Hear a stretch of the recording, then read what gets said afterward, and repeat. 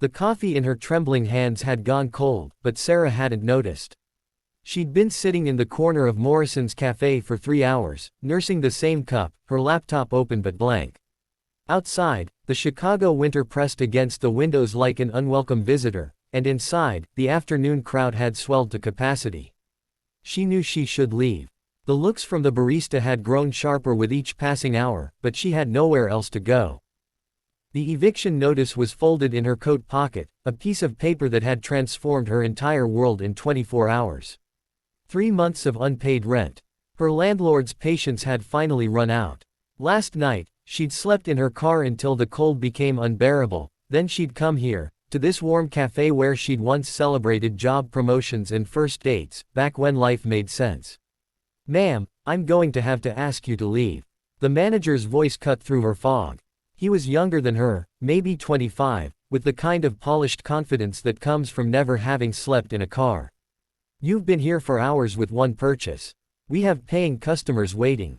Sarah looked around. Every table was indeed full. People were standing by the door, stamping snow from their boots, eyeing the seats hungrily. She began gathering her things with shaking hands, her cheeks burning with shame. The other patrons pretended not to watch, but she felt their eyes anyway. "I'm sorry, I'll just..." Her laptop slipped from her grasp, clattering to the floor. The cafe went quiet. "Let's go. Now." The manager's hand closed around her upper arm, not violently, but firmly. He began steering her toward the door. Sarah's vision blurred with tears. This was it, the final indignity. Being dragged out of a coffee shop like a criminal because she couldn't afford to keep buying drinks she didn't want. Through the window, she could see her car, that old Honda Civic that was now her only home, covered in a fresh layer of snow. "Wait." A voice from the back of the cafe, deep and clear. "Wait just a minute." The manager stopped. Sarah wiped her eyes, trying to see who had spoken.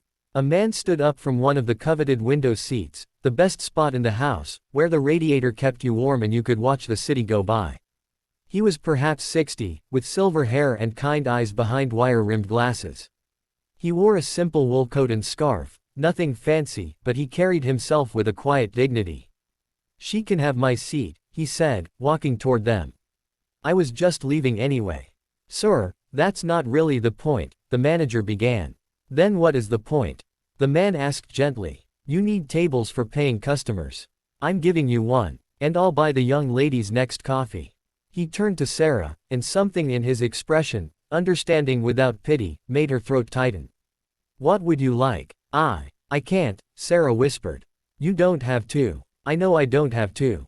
I want to." He smiled. "We all need a warm place to sit sometimes. Especially in weather like this." The manager released her arm, looking uncertain.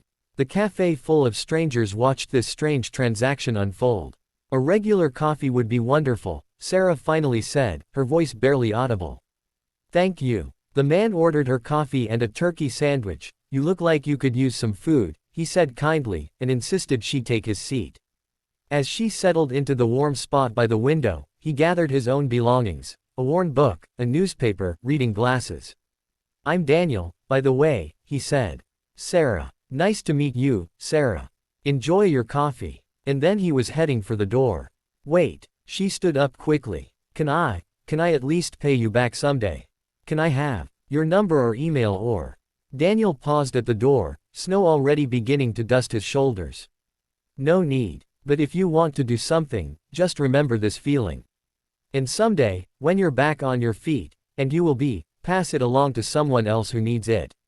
Then he was gone, disappearing into the white Chicago afternoon.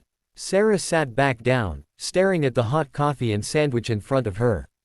The other customers had returned to their conversations, the moment already fading into the background noise of the cafe. But for Sarah, everything had changed.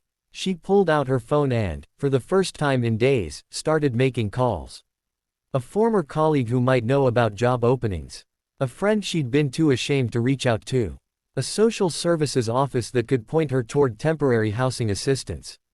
The kindness of a stranger had broken something open inside her, not just gratitude, but a spark of hope she'd thought was extinguished. That seat by the window became her headquarters. She spent the afternoon and evening there, sipping her coffee, eating her sandwich, rebuilding. The manager didn't bother her again. 3 months later, Sarah sat in a different cafe, this one near her new apartment, small, but hers. She had a job now, working in the legal department of a nonprofit that helped prevent wrongful evictions. It wasn't what she'd done before, but it mattered more.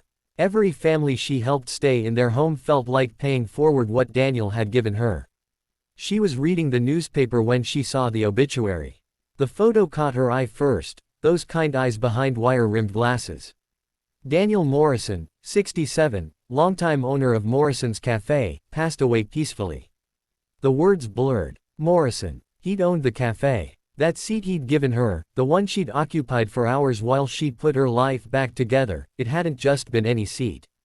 It had been his. Sarah read on, tears streaming down her face. Daniel Morrison, known for his generosity and quiet service to his community. He'd sold the café 5 years earlier to fund scholarships for students who couldn't afford college. He'd volunteered at homeless shelters. He'd spent his life giving people seats at tables they thought they'd never reach. And on what she now realized must have been one of his last visits to the café he'd built, he'd given her his seat. Not because he had to. Not for recognition or reward. But because he'd seen someone who needed kindness, and he'd had kindness to give. Sarah sat in that café for a long time, thinking about Daniel. About how one moment of grace from a stranger had changed the trajectory of her entire life. About how he'd never know what his gesture had meant, what it had sparked. Then she noticed a young man at the counter, counting out change with trembling hands, coming up short for his coffee. The barista was shaking her head. Sarah stood up and walked over. "I've got it," she said, pulling out her wallet. "And get him a sandwich too. To go." The young man looked at her with surprise and relief and shame all mixed together, a look she recognized. "Thank you," he said. "Can I pay you back?" Sarah smiled, thinking of Daniel. "No need. Just pass it along someday." As she walked back to her seat, she felt Daniel's presence like a warm hand on her shoulder. The seat of honor wasn't about where you sat. It was about remembering that everyone deserves dignity, warmth, and a second chance. It was about giving what you could, when you could, without counting the cost. And somewhere, she liked to think, Daniel Morrison was smiling.